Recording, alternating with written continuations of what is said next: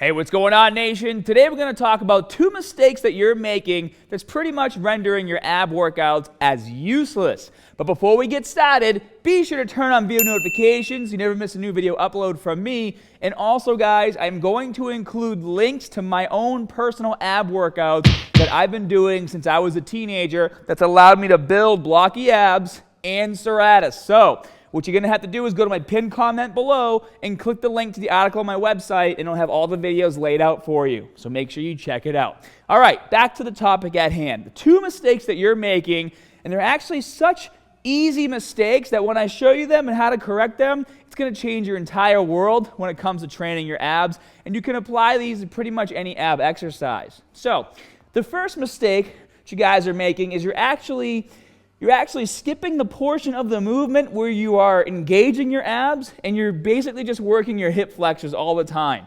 And this happens for most of us on movements that are similar to like a sit-up, okay? And when you do a sit-up, what does a sit-up look like? A sit-up is on the ground like this.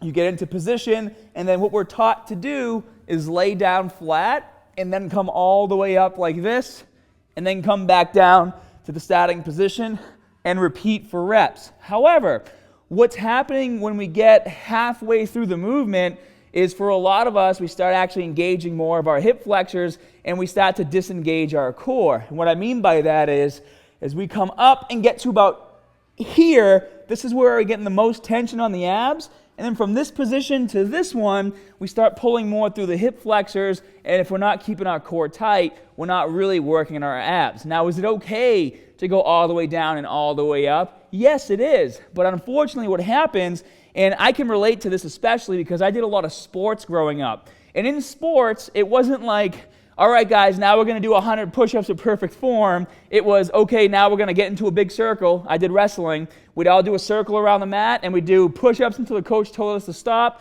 and we would do sit-ups until the coach told us to stop. And when we all got tired, we did a lot of this. We would actually use momentum and kind of throw our hands forward just to get to the top and then come back down like this. So if we're constantly throwing our hands forward like that, we're actually skipping the entire portion of the movement that's actually training the abs. And this goes for anything. For those of you guys who like to use like the weighted machines in your gym, I see that too. Well, first of all, most people when they use weighted machines in the gym, they actually don't go all the way back. But what happens is they go back and they thrust themselves forward, skipping the actual, concentric portion where you're supposed to flex the abs. So in order to take advantage of any type of abdominal crunch, whether it's a crunch or a sit-up or whatever, what you need to do is actually focus on the flex, okay? So as you come up, you want to flex, and you actually want to roll over like this and really flex your core and squeeze as hard as you can.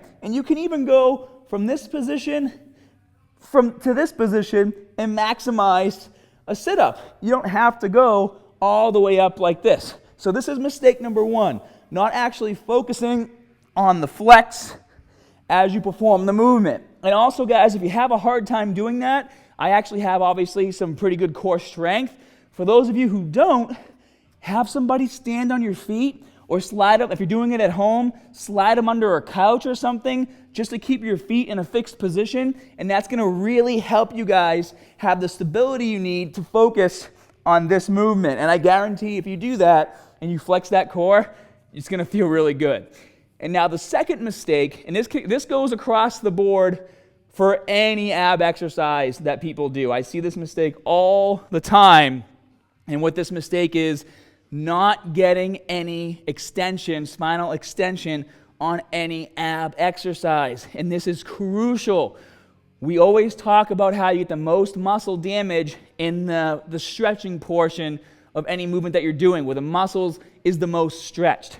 Now, if you guys were to lay down on the ground right now, do you think that your core or your abs are stretched more like this or stretched more when you have your spine extended like that? And if you said this way, then you would be correct. In this position, I can feel the stretch through my abs. So if on every single rep, I get this stretch and then come up and get the flex, that is how you maximize an abdominal movement. Now, when you're using a machine, it's a lot easier to get that extension because you don't have the floor in your way. So some things that I like to do if I'm doing a standard floor crunch is I'll actually grab an ab mat. Most gyms have ab mats that you can take advantage of. You can even use a Bosu ball or an exercise ball if you want to. And if you're doing abdominal workouts at home, you can even use your pillow. And I know every single one of you guys has a pillow on your bed. You can take that pillow off, put it behind your back, and simulate the same thing. So you don't have to go out and buy anything.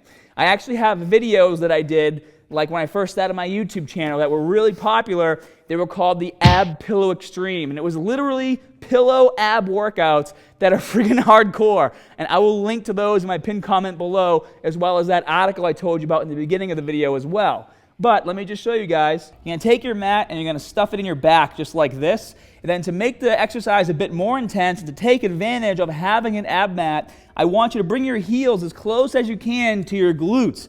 This is going to allow you to really focus on flexing and contracting your abs on the way up. And in my opinion, it actually helps me disengage my hip flexors as much as possible. I find that the more my legs are outstretched like this, the more I might actually engage this area of my body. You can even see as I lay back, this is already starting to get engaged through here.